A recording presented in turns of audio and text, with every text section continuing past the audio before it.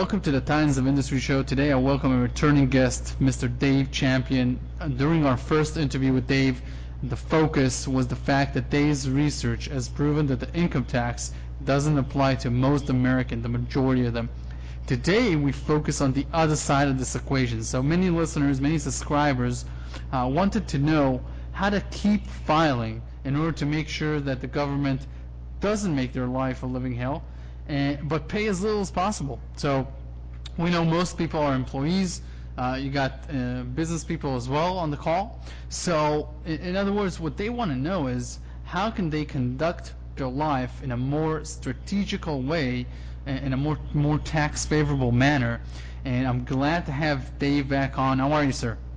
I'm excellent. Thank you for having me again, Lior. It's a pleasure. Yeah, definitely. And you know what? Let's start with what happens with people that, according to your research, stop paying and tell the government, hey, this is I am not part of the demographics that you can tax, and I have read Dave Champion's book. I know my rights. I know probably more than you do.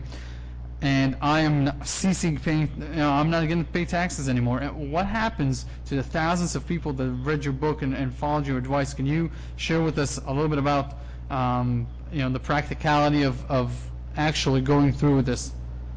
Sure, absolutely. First of all, when you said, no more than you do once they've read the book, that's true. I tell people that, and every single reader who's ever read the book would concur with this. Once you've read Income Tax Shattering the Myths, at least on the issue of who owes the tax and who does not, who Congress has imposed it upon and who Congress has not, anyone who's read Income Tax Shattering the Myths is 100% of the time the expert in the room, whether they're sitting with a tax attorney, an accountant, or anyone else. And that's been proven time and time again. As to what happens when people actually follow the law rather than just doing what they've been told, what happens? Absolutely nothing. They're left alone. And I think people are shocked when they hear me say that. When I say that you're just left alone, I can imagine a lot of your listeners guffawing and saying, how can that possibly be true? And here's how it works, and I'm going to try and make this very brief. The tax forms that people, every single tax form is only to be signed by people who Congress has imposed a tax on or has otherwise made liable. So if we think about it, the W-4, Lior, right? When people go to work, they have to sign the W-4. In the business-to-business world, they sign W-9s day in and day out without having a clue what they legally pertain to. So since every single form, 100% of the forms created by the U.S. Treasury Department for the income tax pertain only to people who are liable for the tax, well, when you sign that under penalty of perjury, what are you declaring? Now, when you understand the law and you say, well, hang on a second, wait, now, this W-4, I know what you think it is, ma'am or sir, but that's not at all what the law says. So shouldn't we actually look at the law? Or the W-9 in the business-to-business world. I know that in ignorance you pass these around vociferously, and everybody signs them blindly without knowing what they mean. But, excuse me, I actually do know what the legal purpose of the W-9 is, and it's not for our transaction here today. So when you stop signing these declarations that scream to the IRS, hey, I'm the guy who owes the tax. When people stop doing those stupid things, what they hear from the IRS is zero. That's incredible. It is incredible. Well, I'm in that demographics that has to pay. I'm a foreign resident that has business interests in the U.S. So I'm not gonna be able to check this on myself. But there are countless listeners who will have to calculate and figure out if they're going to do this route or not. I want to ask you, Dave, about the other side of the coin. So why don't you tell us about some of the tax benefits and smart conduct with regards to, let's say, real estate ownership for people who are in the demographics that are not liable to the income tax in the U.S., but still they choose to pay for, either out of habit or out of fear. What are some of the benefits of owning real estate and that you've learned over the years? First of all, let me preface what I'm about to say with a lot of these things, such as owning real estate, is not just, it's beneficial for, as you phrase it, people on both sides of the fence.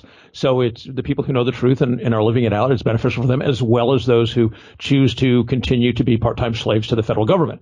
So the advantage to investing, the advantage to investing in real estate, as we all know, the income tax has been imposed on your gains or profits. That's how the law looks at it. So we all know that when you have gains or profits, and if you want to reduce the amount of tax paid on those gains or profit, you have to plow those gains or profit back into some venture that the IRS deems acceptable, so that the IRS will say, okay, that's not income to you. Yes, you received it, but you put it back to work, so to speak. So we're not going to consider that profits or gains, and we're not going to tax you on that. We all know that that's a huge part of the tax game, and that's part of what keeps American investment robust, is that when people get too much profit or too much gain, they say to themselves, wait a second, I have to do something with this. If I just leave it sit, the government is going to clean my clock on this. So real estate is a great investment vehicle for that. And it's a great investment vehicle on a couple of levels. First of all, it accomplishes what we just talked about. It takes some of that profit or gain that you don't want taxed, and it's no longer subject to tax because you put it back into the marketplace. That's number one. Number two, real estate almost always, unless we're in the middle of an adjustment or depression, or I should say recession, like we had in 2008. The vast majority of the time, however, real estate serves at worst as a storehouse of value, and at best as an investment that continues to grow in value. But until you actually sell the property, and we're talking for taxpayers now, sell the property and take the profits out of the transaction, you can hold on to property for 20, 30 years, and it's going to continue to accumulate in value, and it's going to increase your net wealth, but you won't owe a penny on it. Interesting. Now, the average person gets his paycheck already deducted by the IRS, so it's after tax. What is your suggestion for 95% of the population who are employees?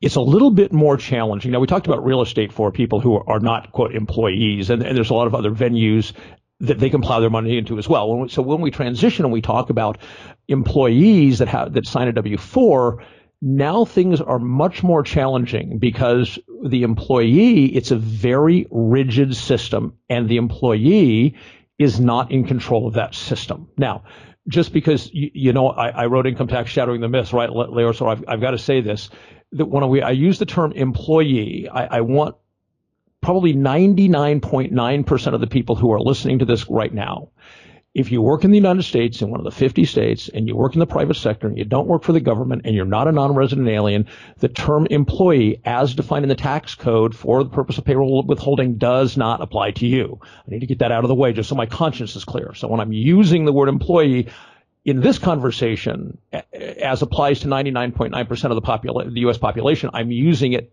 inappropriately. I'm using it in the generic sense, not what it says in the tax code. What would be the right term in the tax code for individuals that are residents of the United States and they work for another person who is a resident of the United States? There is no right term in the tax code, because the tax code doesn't address people who aren't liable for the tax. So what I typically use, so that my conscience is clear, I'm not leading people astray by constantly using employee, and then they go to work and they argue about a W-4, and the boss says, well, you're an employee, and they think, well, Dave Champion referred to me as an employee. So I hate to be in that compromised position, because that's not accurate. So I prefer to use, for just the average guy who knows the truth about what the W-4 is about, to use the term worker. I think that's plain enough. But for the sake of this conversation, I just wanted to clear my conscience that people know that I'm using employee in the generic dictionary sense, not in the tax law withholding sense. So in the very tight confines of what the employer, by the way, that's not your private sector company either, as per the definitions for the withholding law and the tax code. All right, so now the employer believes that they have very specific, rigid guidelines So the only flexibility that the employee has when they fill out a W-4 is to adjust the exemptions that they have on their W-4. So for instance, typically if it was done by the rules, so to speak, an employee who is single and has no kids would be entitled to one exemption. Somebody who's married and has a whole slew of kids would be entitled to more exemptions. However, the way this comes down in a practical sense is if you can anticipate, if you're a taxpayer and you can anticipate how much money you're going to owe the government at the end of the year, say a salaried employee where he knows his pay is pretty fixed, there's not going to be a lot of change. So he looks at how many kids he's got, he's married, he's got a mortgage and medical expense, whatever, that is germane to figuring out his tax liability at the end of the year. If he can do a little advanced figuring and say, okay, this is how much I'm going to owe. So in order to pay 100% of that throughout the 52 weeks of the year via payroll withholding, I need my employer to take out X and no more. Then he looks at the exemptions. How many exemptions do I need to claim on my W-4 so this pans out perfectly for me and I don't leave a lot of my money on the table for the government to use all year, and yet I don't owe a bunch at the end of the year. That's what a lot of people do. However, most people they don't think about it that much. They don't put that much mental effort into it. And they simply sign a number they think they can, quote, get away with on the form. And then what they hope for at the end of the year is that they're going to get the government tax return, which then they normally run out and spend on something they've been wanting all year, but they've been holding that up for the tax return. That's how most people do it. So the system is rather rigid and does not allow for great flexibility. It's one of the most difficult situations when you have to live within those confines. Interesting. How can employers, when we talk about employers, obviously not the term in the United States Code, but employers, as all people on this call understand it, how can they be smarter with their taxes in a myriad of ways? I know that there are many more ways that employers can use the tax code to their benefit, because obviously they do not have, it's not deductible, it's not deducted before it gets to their accounts. Sure. Employers, which we can even just do away with the term employers and just call them businesses, because at this point we're talking about how they can benefit from the tax code. The fact that they may have employees is irrelevant. How companies can benefit from the tax code, there's a couple of ways. First of all, the more profitable a business is, ironically, the less taxes in the end they're likely to have to pay. And let me explain that. For instance, we can take a look at General Electric, that for years, year after year after year, one of the huge defense contractor, huge manufacturer of consumer goods in America, international reach, billion-dollar company, and they have paid year after year after year virtually no income tax whatsoever in the United States.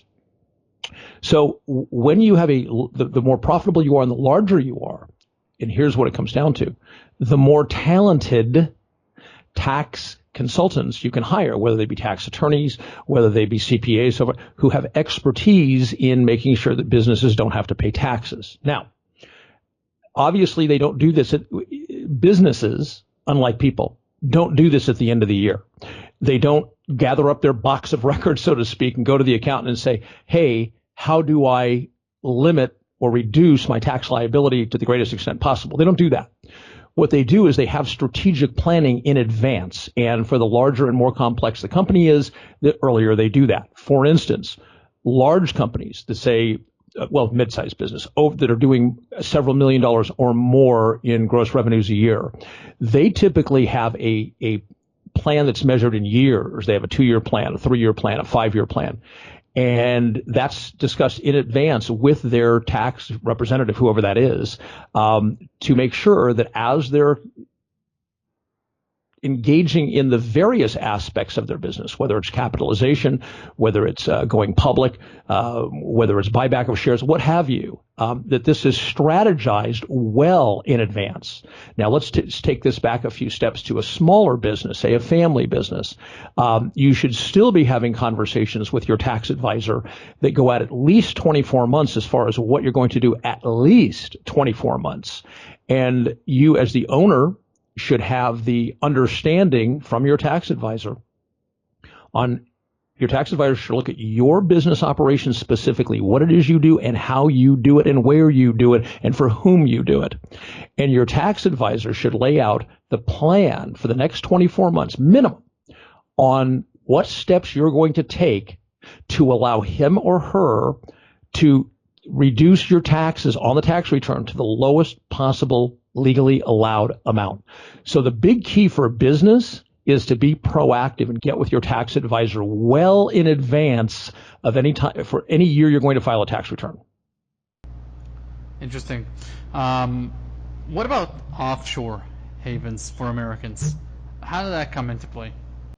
Well, it first came into play for people who are trying to avoid taxes they believe they owed, and it came into play for some people who are just out and out criminals. That's where the offshore tax havens began. However, offshore tax havens are a tricky business, and it's funny because as a percentage, it has become smaller. As far as dollars are concerned, it's become larger. And let me explain that comment. The United States government, as you can imagine, the Treasury Department is not fond of offshore tax havens. So starting about 15 years ago, they started to make war on offshore tax havens. And part of that plan, because what people relied on, say, 10, 20 years ago, was that there was no reporting from these foreign countries, these foreign banks. The IRS and the United States Treasury Department, through legal arm wrestling, have pretty much made sure that every single foreign country now is reporting to the Treasury Department to one extent or another. You probably remember the stories about 8 or 10 years ago.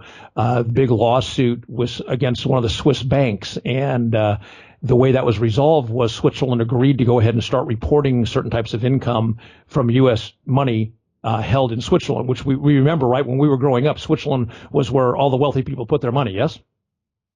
So that sort of banking secrecy that existed in Switzerland no longer exists in the way that we grew up thinking of it, because the Treasury Department, through the courts, put pressure on them and got an agreement that they would report. So because of that, a lot of the foreign tax havens have not been as attractive. However, in the same breath, those that are available and those that for people with a significant amount of money do have a benefit, those offshore resources have seen an increase in the volume of dollars coming from U.S. persons.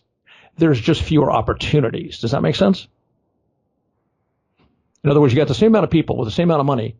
There's fewer options to go to now. But when people do put their money offshore in a tax haven based on criteria that the Treasury Department deems acceptable, it usually ends up deferring the tax in the long run more than it does abating the tax, if that makes sense. Yes. Can you talk about specifically one that you see as favorable, and also about the situation with Puerto Rico? Actually, I wish I could speak to one that I find favorable. However, I've been so many years not dealing with taxpayers. Unfortunately, I'm unable to speak to that intelligently, and so I would rather not steer anybody astray by giving them old information from when I used to be in that game. And what was the second question? Regarding Puerto Rico. And how did you mean that specifically? Well, there's tax exemptions for Americans that move to Puerto Rico, and they can basically not pay any income tax legally for about 5 years. But if you're not privy to all that, we can move on to a next question that is much more relevant to today's people that are listening. In regards, let me make one comment on the Puerto Rico question. Puerto Rico, in the situation that you described, is useful for people who have a significant amount of wealth. However, we know that there are a lot of U.S. expats that go to foreign countries, right? For instance, there's a lot of them in Mexico, there's a lot of them in Central America, and so forth. However, and somebody might consider themselves an expat if they go to Puerto Rico. But I think it's important to understand that the cost of living in Puerto Rico is so much significantly higher than in the continental United States that, let's say somebody is on a fixed retirement from a corporation or the military, and they think, aha, I'm going to go down and get this tax benefit if I move and become a resident of Puerto Rico. The cost of living is so much dramatically higher in Puerto Rico. You're going to be paying so much more for the same exact goods that you would buy on the continental United States that for that kind of person, it makes no sense whatsoever. But if you have significant wealth, it can be a benefit. I think we need to draw that distinction. It's not a benefit to everybody. Now, do you think cryptocurrencies will make it more difficult for governments to enforce taxes going forward if you look 10, 20 years ahead? I think the jury's out on that. And let me explain why I say that. Obviously, as somebody who's very libertarian-minded and somebody who knows the truth about the income tax, and somebody who generally thinks that there's too much government in our lives and too much government garnering of information about our lives. Obviously, I'm a huge fan of cryptocurrencies in that sense. Now, we saw a huge surge in Bitcoin, right, during 2017. And what we also saw, and this is why I say the jury is still out, what we also saw was the government move through regulation and through court proceedings to ensure that what people do through these brokerages where they can acquire their cryptocurrency, that what they do, that's where the government has seen its advantage, and the weak link in the privacy aspect is you've got to get your cryptocurrency somewhere. Somebody's got to issue it, and you've got to do business with that company to have some. And so what the United States government and other governments have done is they've decided to target those sources and to say, okay, this is all well and good, and we may not be able to see every single thing, but you who are issuing the cryptocurrency, you can see it. And so when we demand the records from you, you're going to provide those records or we're going to put you in jail. That's obviously a significant setback for the the privacy promise of cryptocurrency. However, there were developments that encryption developments that allowed cryptocurrency to come into existence and allowed for what we saw last year. The question is, will the same mentality that created the technology, the software to create a viable cryptocurrency, will it in the end solve this new problem that the government can go out and put a noose around their neck and say, you're going to do what we say, or we're going to pull you up and we're going to strangle you legally. So that is the next chapter in the saga. Because as it stands now, is there some privacy? There is. But after you get over a certain dollar amount, which the Treasury Department has determined there's a certain dollar amount over which they simply will not allow privacy. And they're now putting pressure on those who issue the cryptocurrency. So we're sort of I'm going to view this as a pause. We had this great progress. We had this great surge. Everybody was very excited. We saw the promise for the future. And then boom, the government screwed that up by intruding. So now we're at a pause to see if the anarchists, the libertarians who are in the crypto field, if they can now defeat this latest step the government has taken to be in control. Interesting. Now, here's what I want to ask you. How can people know where their tax dollars or where tax dollars in general are going to? It's it's something we never think about, but you pay taxes, and then you're not asking the government, hey, show me what you're doing with my money. I want to see where it actually goes. And the reason I'm telling you this is because I paid a ridiculous amount of money to the federal government, and it's starting to dawn on me that I want to know what they do with it. Where is it being swallowed? And is there a way to really know where every single dollar is going? Right. We don't get an itemized receipt, correct? So, fortunately, this question was answered during the Reagan administration. And here's what happened. When Ronald Reagan was president, he impaneled something called the Grace Commission. And Ronald Reagan posed 10 questions to the Grace Commission. One of those 10 questions, it was, what happens to the income tax that Americans pay? Now, I find it interesting that, during Reagan's tenure, we're not talking 100 years ago, right? He actually went to, by the way, every single person that comprised the Grace Commission was from the private sector. But because it was a presidential commission, they had the ability to seek answers from within the federal government under the president's authority. So it was a really interesting dynamic.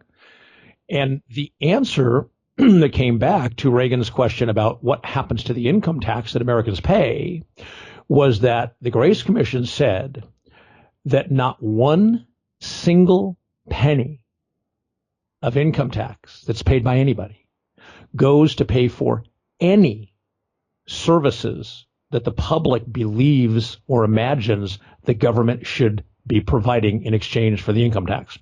And in fact, 100% of the income tax paid goes to pay the interest on the national debt.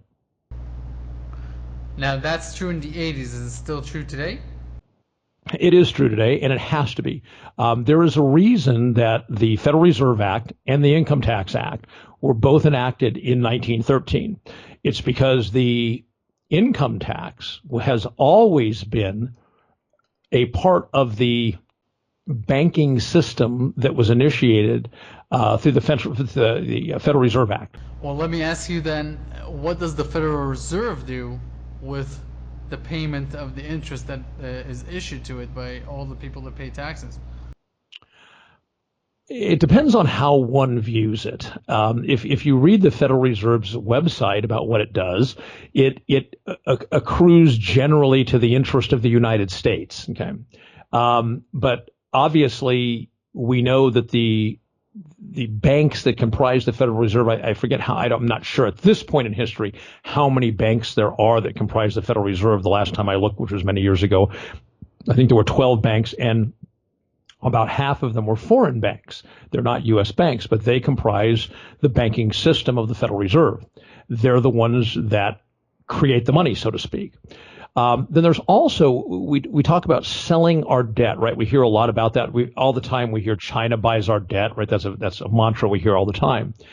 And selling debt is just like selling insurance. It's no different. I think people don't understand how the selling of Treasury Department debt, U.S. government debt works.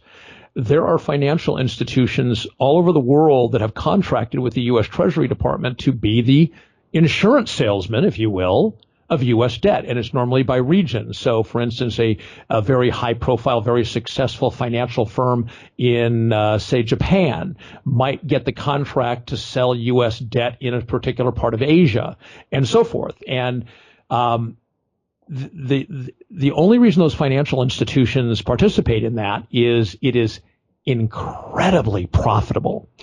And the fees that are paid to these financial institutions to get nations or gigantic corporations to buy sovereign debt, the commissions they make are gigantic. And there are a lot of people who believe that a lot of the interest that is paid on the national debt is then funneled into these fees that are paid to these financial institutions all over the world that are selling sovereign debt.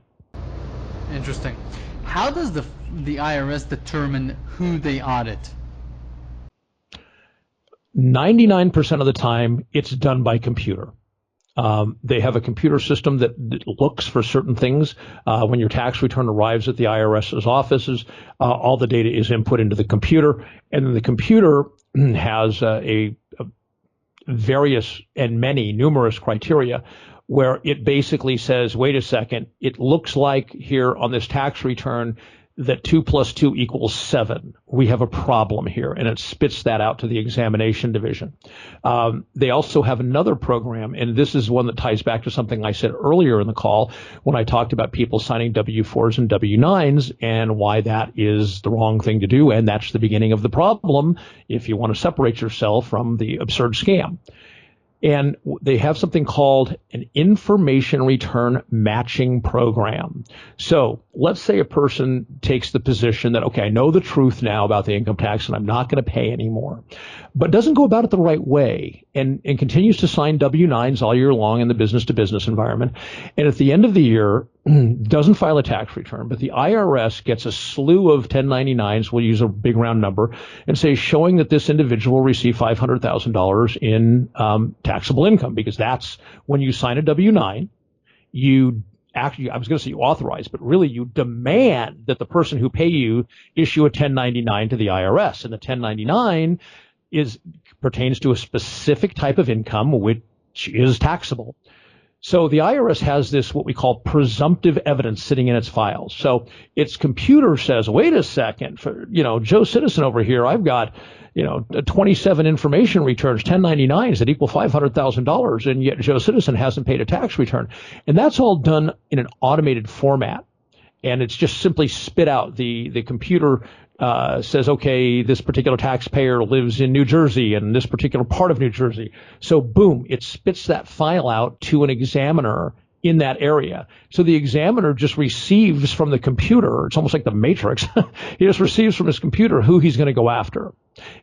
And normally, there is no personal contact and no personal decision making involved in the first several letters that you receive from the IRS. Their computer spits out, at least back when I used to look at this more closely, the internal operations of the IRS.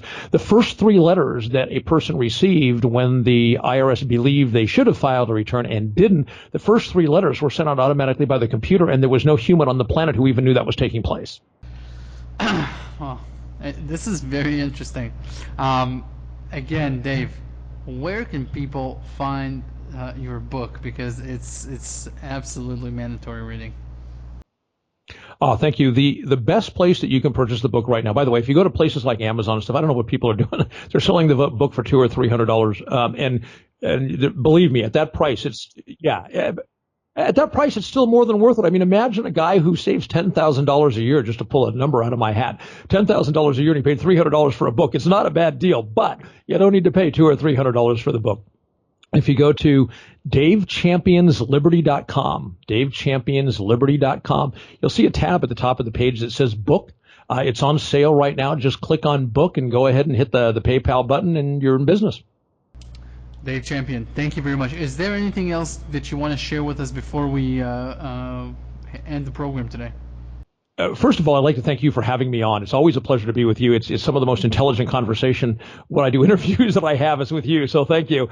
And I just want to leave somebody with the audience with a personal sentiment of mine, and it goes to what is in the book, but the principles I hold that led me eventually to write the book.